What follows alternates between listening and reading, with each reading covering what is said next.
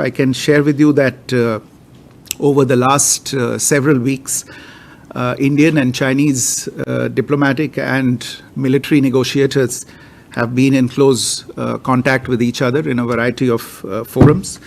And as a result of these discussions, agreement has been arrived at on patrolling arrangements along the line of actual control in the India-China border areas, leading to disengagement and a resolution of the issues that had arisen in these areas in 2020. And we will be taking the next steps on this. Good afternoon, friends. I welcome you to this special briefing by Foreign Secretary Shri Vikram Misri on the upcoming visit of Prime Minister to Kazan for the 16th BRICS Summit. We are also joined by Additional Secretary in the ERAS Division, Shri Charanjit Singh. With that, I invite Foreign Secretary, sir, to make his remarks. So, over to you. Thank you, Randhir. Namaskar. Good afternoon to all of you. As Randhir has mentioned, and as you would have seen from last week's press release by the Ministry, the Prime Minister will be departing for Kazan tomorrow to attend the 16th BRICS Summit at the invitation of President Vladimir Putin. The theme of this edition of the summit is strengthening multilateralism for just global development and security. As you know, India is a founding member of BRICS and has participated in all of its activities, its initiatives and engagement since its inception. India brings great value to BRICS, and its contributions have played a vital role in shaping BRICS efforts in areas such as economic growth, sustainable development, and global governance reform. We place a great deal of importance on our involvement and our activities within the BRICS Forum, as we view it as a key expression of global multipolarity. BRICS also serves for us as a vital platform to tackle a range of global challenges, while also contributing to the shaping of a fairer, more exclusive and open international order. This year's summit, the 16th edition in Kazan, has as its focus the integration of new BRICS members into BRICS cooperation mechanisms, also strengthening economic cooperation, promoting cooperation for energy and food security, promoting cooperation in a host of areas related to science, healthcare, environmental protection, culture, sports, youth exchanges, and civil society. As you would be aware, this is the first summit that will be taking place after the first ever expansion of BRICS last year at the Johannesburg Summit. So this summit will be attended by the founding members as well as the new members. Just to give you an idea very briefly of the program of the summit begins on October 22. This is the day of welcome, and there is a leaders-only dinner on the evening of the first day. The main day of the summit is on the 23rd of October, and there are two main sessions, a closed plenary in the morning, followed by an open plenary in the afternoon, devoted to the main theme of the summit. The leaders are also expected to adopt the Kazan Declaration, which will lay the path forward for BRICS. This document is presently being negotiated in Kazan. The BRICS summit ends on the 24th of October. However, the Prime Minister, on account of pressing commitments back home, will return to New Delhi on the 23rd of October itself. But on the 24th, the summit will conclude with the BRICS Plus or the outreach session, where a number of countries have been invited by the chair. This session is focused on BRICS and the Global South, building a better world together. And it will have participation by the BRICS leaders who are there and these invited countries. I believe that about 28 heads of state and government and 5 international organizations will be participating in the Outreach Summit. The Indian delegation for the Outreach Summit will be led by Dr. S. Jaishankar, the External Affairs Minister. On the sidelines of the summit, the Prime Minister is expected to have a few bilateral meetings. These are presently being worked out, and we will keep you updated on these meetings as they evolve. Just a special word about the city where the summit is being held. Kazan is the capital of the Republic of Tatarstan in Russia. It's the 5th largest city in Russia. And a major cultural and educational center. We have around 1,000 Indian students in Kazan. And some of you may recall that during the visit of the Prime Minister to Russia in July, we had indicated our intention to open an Indian consulate in Kazan. Let me stop there and I'll take any questions that you might have. Okay. So, Yeshi, first. Good afternoon. This is Yeshi Seli from the New Indian Express. So we've already read that there's going to be a bilateral between PM Modi and President Putin. Is there any bilateral expected with the Chinese president? And secondly, how many countries have approached India for considering to become BRICS members? Manas. So this is Manas from PTI. There is expectation that, yes, you also asked the same question. There is expectation that PM Modi may meet Chinese President Xi Jinping.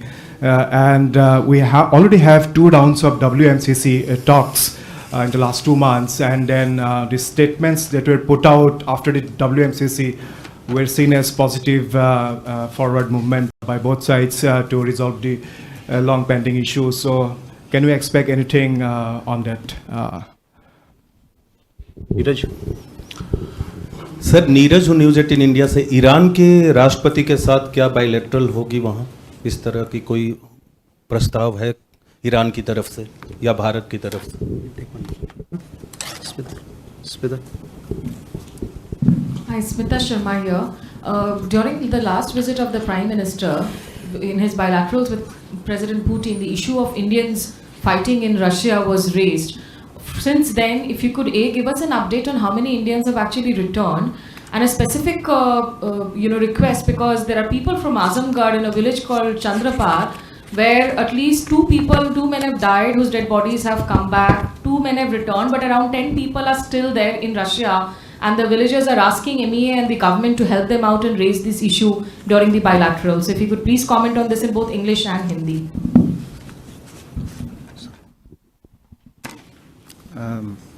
Thank you. Thank you.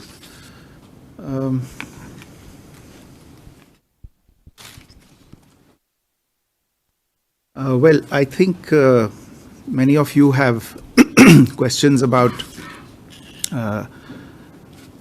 bilateral meetings on the sidelines, and in particular, a possible bilateral meeting between the Prime Minister and the President of China. Some of these questions are particularly timely, and in a sense, it's also appropriate that I have the opportunity now to share with you. I can share with you that over the last several weeks, Indian and Chinese diplomatic and military negotiators have been in close contact with each other in a variety of forums. And as a result of these discussions, agreement has been arrived at on patrolling arrangements along the line of actual control in the India-China border areas, leading to disengagement and a resolution of the issues that had arisen in these areas in 2020. And we will be taking the next steps on this. As far as the questions on a bilateral meeting are concerned, as you know, and as I said earlier as well, this is a multilateral event, though of course there is always a provision for bilateral meetings on the sidelines. We are currently looking into the overall program of the Prime Minister. There are a number of requests for bilateral meetings, and we will update you on the bilaterals as they evolve as soon as feasible. I think the same goes for all the other questions that have been posed with regard to the bilaterals with different countries. Can you clarify that we have achieved agreement with China only? We have reached an agreement on the issues that were being discussed. I think Yeshi had a question on the countries that have approached India for membership. There are several countries, but as you know, the issue of countries that will acquire partner status possibly as a result of discussions at BRICS. These discussions are still going on and they have not yet been finalized, so it would not be appropriate for me to discuss publicly as to which are the countries and which may be the candidates and which member state might have nominated which other country. I think there is just a little bit more time to go, so you will know all very soon. Smita, आपका जो प्रश्न है भारतीय नागरिक जो जिनका रूसी सेना में जिनकी भर्ती की गई वैध या अवैध तरीकों से, हमारी जो अभी तक की सूचना है उसके अनुसार करीब 85 भारतीय नागरिक भारत लौट आए हैं. जैसा आपने कहा, दुर्भाग्यवश उसमें कुछ नागरिक ऐसे हैं जिनको अपनी जान वहाँ पे गंवानी पड़ी और उनके मृत शव वापस लौटाए गए. हमारी सूचना के अनुसार अभी भी करीब 20 भारतीय नागरिक हैं जिनका रूसी सेना से, जिनको अभी डिस्चार्ज होना है रूसी सेना से, और हमारे लोग जो हैं, हमारे राजदूतावास के जो अधिकारीगण हैं, वे रूसी विदेश मंत्रालय से और रूसी रक्षा मंत्रालय से लगातार संपर्क में हैं और जल्द से जल्द हमें आशा है कि सभी भारतीय नागरिक वापस भारत लौट आएंगे. Just to mention in English, we have been in very close touch with our interlocutors in the Ministry of Foreign Affairs and the Ministry of Defense of Russia on this issue of Indians who were illegally or otherwise contracted into fighting in the Russian army.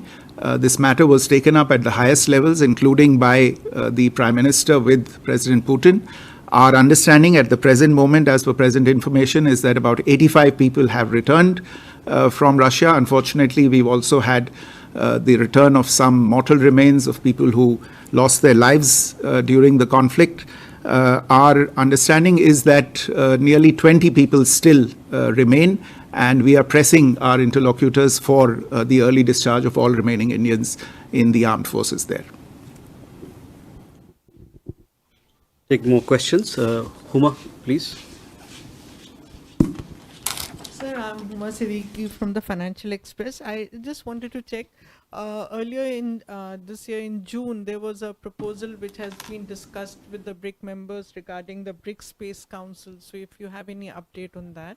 Space Council. And also there are talks of sharing data on national space phenomena, including asteroids. So if this will be discussed when the Prime Minister is there. A friend there. Yes, good afternoon. I'm Alexei from the Russian newspaper. So I have two questions. The first one, what is the vision of India of future of BRICS, taking into account the growing amount of countries applying for membership and the world polarization? In your opinion, whether it should be reformed somehow, the organization BRICS in the future, what should be its mission and strategical tasks? And the second one, does India expect any historical decisions during this summit? For example, creating a joint currency or something like that. Thank you. Rishabh? Foreign Secretary, good afternoon. This is Rishabh from Times Now. I just wanted to understand what will be India's stand given the situation in West Asia. We have members from West Asia also joining in as members and invitee as well. And what will be the step forward for India when it comes to Russia-Ukraine conflict, given that between last bilateral with President Putin and this, Prime Minister has already visited Ukraine as well as United States. Sudhi? Sir, Sudhi Ranjan from Bloomberg, sir. Sir, if you could clarify what you announced just now, is it a patrolling issue that is being resolved with China, or the border standoff, so to say, has been resolved? And two, sir, we understand that there is going to be some discussion on a BRICS currency, which is a float of currencies, also about 40% pegged to the gold. This is what we are getting to hear. If you could give us some clarity on that, sir.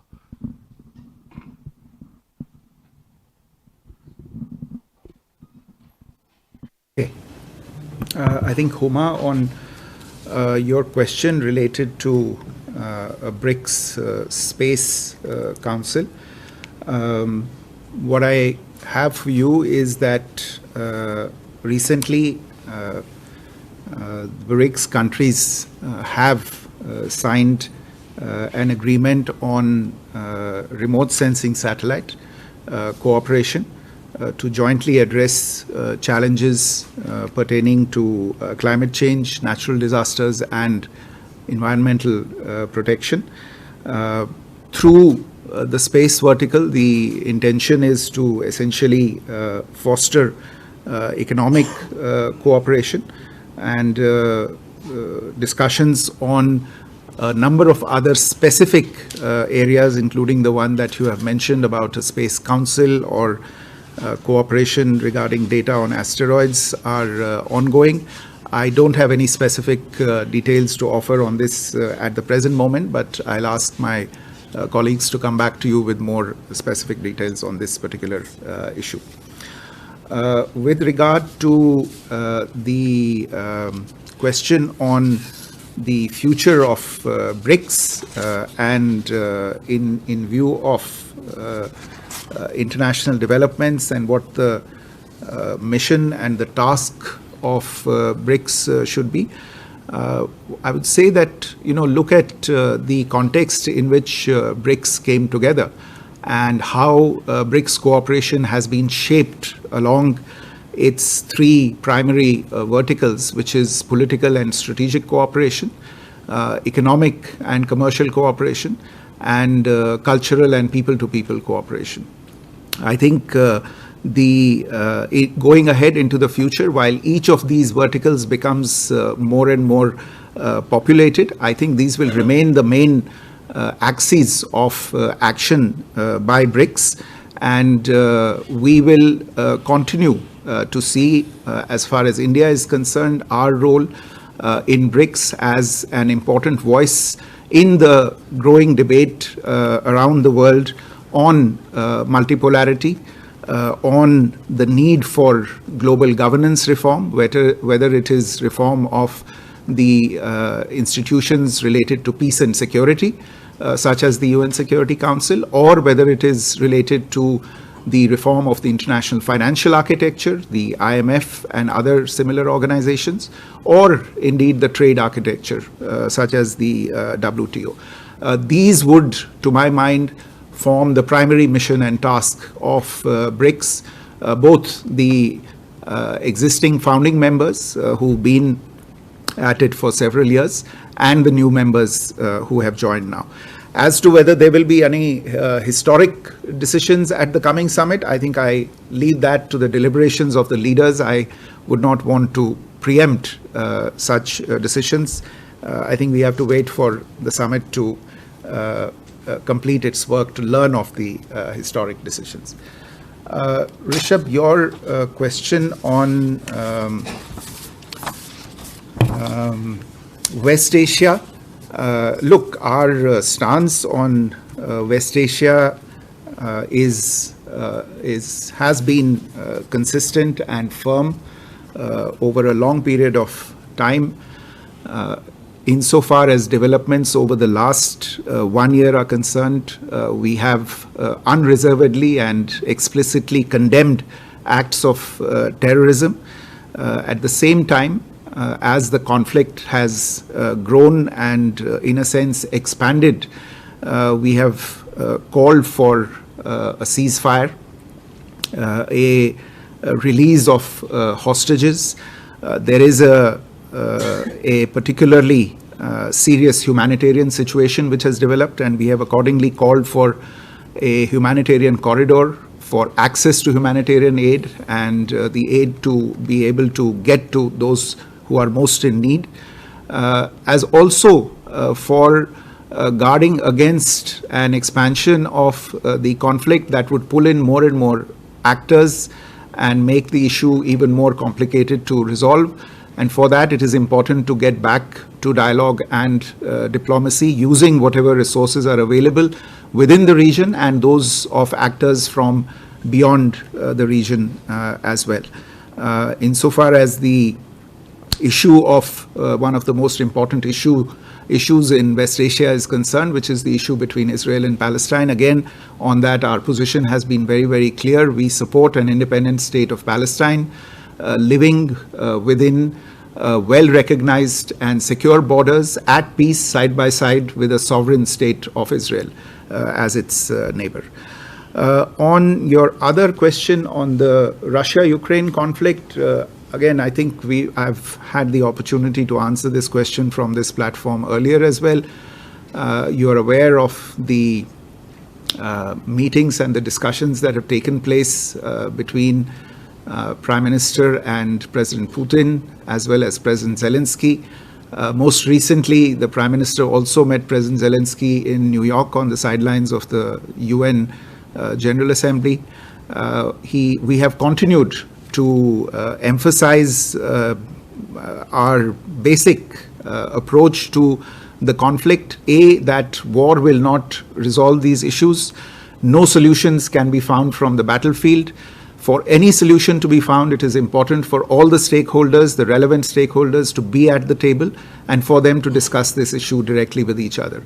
As you are aware, the Prime Minister has been in close contact even after his visits to Moscow and Kyiv with leaders from the United States, Russia, as well as Ukraine. And we have continued our contacts at the official level also to try and explore how we can move towards bringing about or finding the contours of an approach that can bring everybody together on an acceptable path towards peace, and we will continue to do that. Shruti, your question on the agreement that has been reached, let me restate what I said earlier. I think what I have said speaks for itself and is fairly clear. There has been, you're aware of the events that took place in 2020 in several areas along the line of actual control.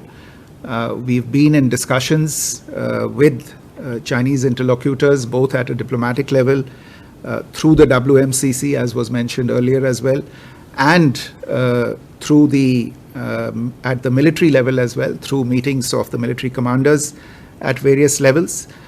These discussions had in the past resulted in the resolution of standoffs at various locations. You're also aware that there were a few areas and few locations where the standoff had not been resolved. Now, as a result of the discussions that have taken place over the last several weeks, an agreement has been arrived at on patrolling arrangements along the line of actual control in the India-China border areas. And this is leading to disengagement and eventually a resolution of the issues that had arisen in these areas in 2020.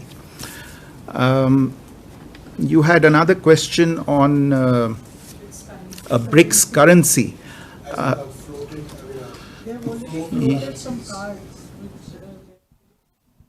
I must confess that I'm not aware of the floating of a card, but I am aware that there have been discussions on payment systems, settlement systems and payment systems, and there has been a number of discussions between our financial authorities. This is, I think, being discussed in the finance minister's track and the central bank governor's track as well. My understanding is that no final agreements have been arrived at as yet, but there have been intense discussions. There has been a certain amount of research that has been commissioned on these issues. Some papers have also been produced for the consideration of the different members. I think we are still in the stage where some work needs to be done. Yes, fundamentally, I think it is a fact that the countries have stressed the importance of the use of local currencies for settlement purposes, especially as it comes to or as it pertains to trade. So strengthening of correspondent banking networks amongst the BRICS partners and enabling settlements in local currencies is being encouraged. In the first stage, there is emphasis on doing this on a bilateral basis, and once there is greater certainty and experience that is gained, to move on it on a multilateral basis as well. Yeah, I think I have. With that, we come to the close of this session. Thank you very much for your. Sorry, we can talk about those things. Yeah. What's the clarification? Sir, you spoke about patrolling resuming. Now, there were two friction points that existed before the Galwan problem. And these were cases where patrolling was blocked. So when you say that patrolling has resumed, can we assume that these two friction points, the problems there, because both sides were blocking the patrolling, the Chinese did that first, then India did it, those problems have been eliminated? So let me say it again. An agreement has been reached on patrolling arrangements along the line of actual control in the India-China border areas. Thank you all. Thank you.